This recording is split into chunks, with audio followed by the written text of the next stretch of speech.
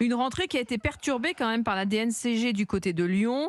Le gendarme du football français a retoqué le budget de l'Olympique lyonnais. Alors Lyon peut-il boire la tasse sans Aulas? Textor saura-t-il redresser la barre? On en débat maintenant parce qu'effectivement la DNCG a décidé qu'il y aurait un encadrement de la masse salariale et des transferts.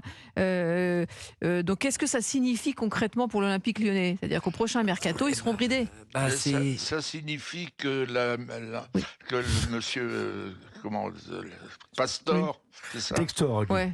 oui, Textor. n'a pas donné confiance à la DNCG.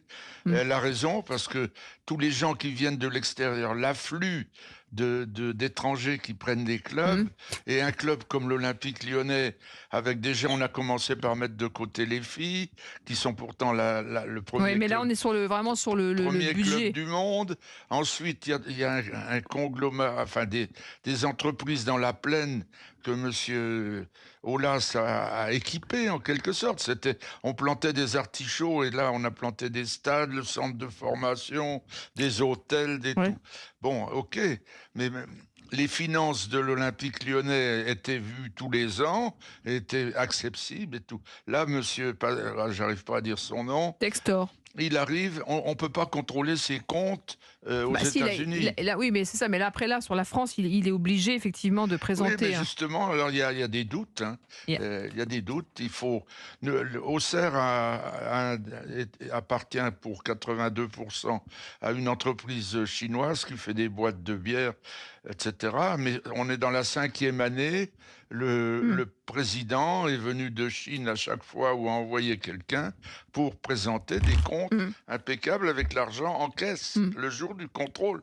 Geoffroy Garretier. Non, mais ce qu'on reproche, enfin, je n'ai pas forcément tous les éléments du dossier lyonnais comme la DNCG, mais ce qu'on reproche à Textor, c'est pour l'instant, de ne pas avoir mis un rond de sa poche, quasiment. Ouais. C'est-à-dire qu'en fait, il a mis que 5 millions d'euros, c'est pas plus. Voilà. Très peu, Et d'être très flou, d'abord, et de ne pas avoir encore fait aboutir le projet de rachat global des parts du club, notamment celles qui appartiennent encore à Jean-Michel Aulas, me semble-t-il. On n'est pas allé au bout de ce phénomène.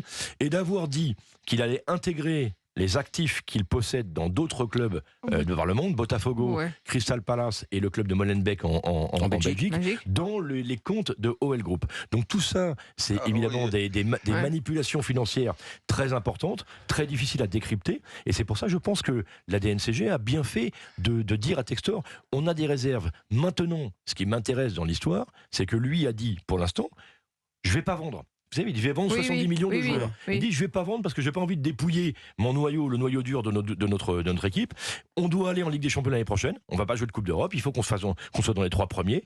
Donc, c'est absolument nécessaire pour moi d'avoir une équipe compétitive. Si c'est ça le moindre mal, j'ai envie de dire, ça me va. Mais pour l'instant, il y a trop d'éléments qui nous échappent. Grégory Schneider. Non, c'est un peu comme c'était dit, c'est-à-dire qu'il a acheté à crédit. Alors en fait, il dit voilà, je suis adossé à tel et tel fonds, telle et telle boîte, mais ça marche pas comme ça la DNCG. La DNCG, faut abonder, faut quand même. Grégory, allez-y Guy. Là, j'éclate de rire, j'ai mal au ventre.